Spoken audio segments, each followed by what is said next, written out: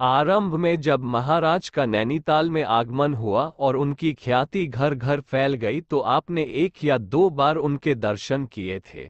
इससे आपकी मानसिक प्रवृत्ति में कोई खास अंतर तो आया नहीं, पर अन्य महिलाओं के घरों में बाबा के छाया चित्रों को देखकर आपके मन में भी यह इच्छा पैदा हुई कि आपको भी बाबा का एक चित्र प्राप्त हो जाता। आपने अपनी जान पहचान में इसके लिए प्रयत्न किया, पर आपको निराश ही होना पड़ा और इसके न मिलने का मलाल भी आपके मन में बना रहा। नंदा देवी के मेले का अवसर था। आप अपनी पूजा सामग्री का थाल लेकर मंदिर में पूजन हेतु गई थी। वहां से वापस आते समय आपने देखा कि एक बालक जिसके हाथ में केवल एक फोटो थी, वो उसे आपको दिखाते हुए बोला, खरीदना चाहेंगी?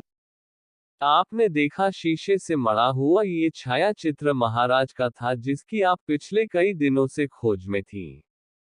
उसकी कीमत उसने 1.5 रुपया बताए। तुरंत उसे उसका मूल्य देने के बाद आप हर्ष और उल्लास से उस छाया चित्र को गौर से देख रही थी। इतने में वह बालक ऐसा गायब हुआ कि फिर दिखाई नहीं दिया। आप सोचने लगी कि केवल महाराज का एक छाया चित्र लिए वह बालक कौन था। आप समझ नहीं पाई कि उसे बेचने के लिए कैसे वह सीधे आपके पास चला आया। बाबा के इस प्रथम छाया चित्र को आपने अपने पूजा गृह में स्थान दिया। इस प्रकार इस छाया चित्र की प्रतिष्ठा के बाद से आपके गृहस्थ में सुख और समृद्धि की उत्तरोत्तर वृद्धि होती गई और आपके विचारों ने ऐसा पलटा खाया कि आपकी आस्था बाबा पर दिन प्रतिदिन बढ़ती गई।